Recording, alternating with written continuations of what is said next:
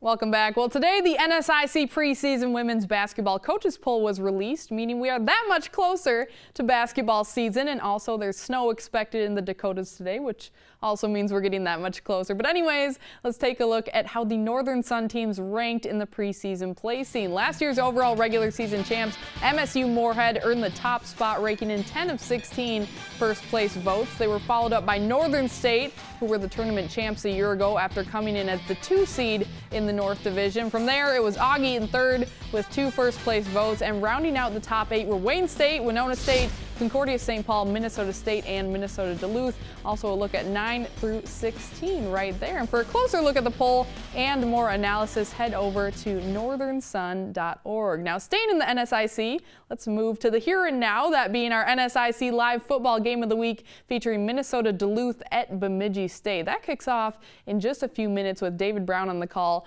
But Brownie joins us quickly on the phone to give us a preview of tonight's matchup. So David, both teams coming into this game with identical records at 6-2. But let's start with UMD. What do we need to know about the Bulldogs?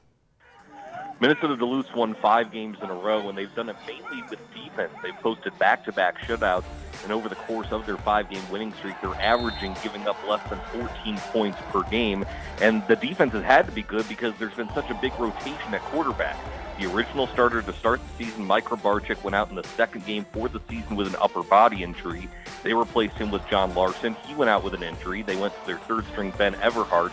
Now Everhart's out with an injury, and they've gone back to John Larson. He started the past couple games. He's kept the ship steady for Minnesota Duluth, and the defense has really picked things up because they have guys contributing at all 3 levels. Carl Finkel, namely on the defensive line, Zach Baziner and Gus Weddick on the linebacking core, and Justice King and Bishop McDonald in the secondary. This is a complete defense that's made up for all the injuries on offense.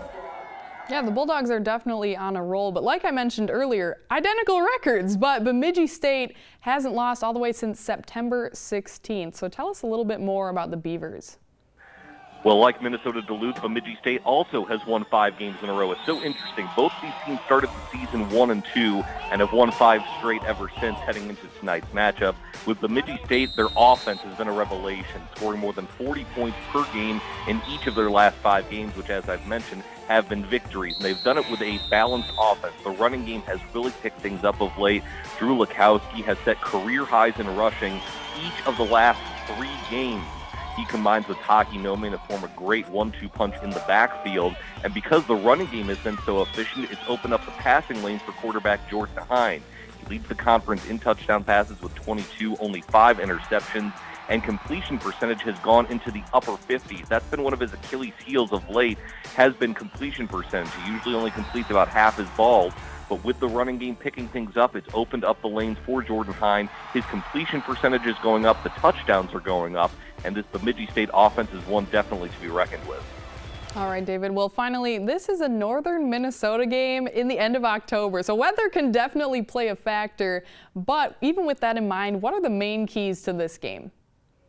Going to be a doozy in Bemidji. The forecast, from what I've seen, has called for at least an 80%, if not a 100% chance of snow during the game, and winds somewhere between 30 and 50 miles per hour. There are high wind warnings in this area, so with the wind and the snow, the key to the game is definitely going to be the ground attack for both sides.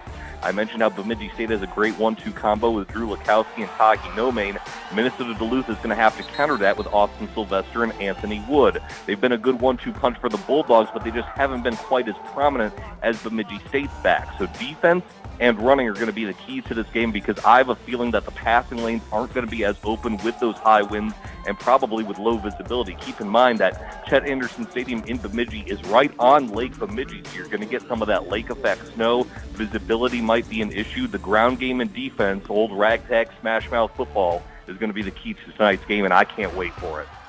All right, well, definitely make sure you're bundled up for that one. Great stuff. Thanks, David. Looking forward to a great call tonight. Quickly, before we go, let's take a look at our live broadcast schedule for the week. Tomorrow, Fort Wayne at South Dakota for some Summit League volleyball. First serve is set for 7 p.m. and then catch all the action from playoffs around the Dakotas on Varsity Sports Live.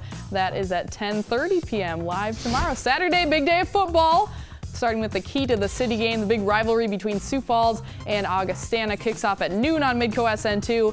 And then Missouri Valley football, Southern Illinois at South Dakota. Kickoff for that is at 3 p.m. Jay Elson, Andre Fields, and me on the call. If you like more football, tune in Sunday. It's not just for the NFL guys. We'll have South Dakota Junior and Senior Division Championships for junior football live at the Dakota Dome, 2:30 and 4:30 for those ones. And finally, stay tuned for the game tonight coming up in just a few minutes. Thanks for watching. We'll see you tomorrow.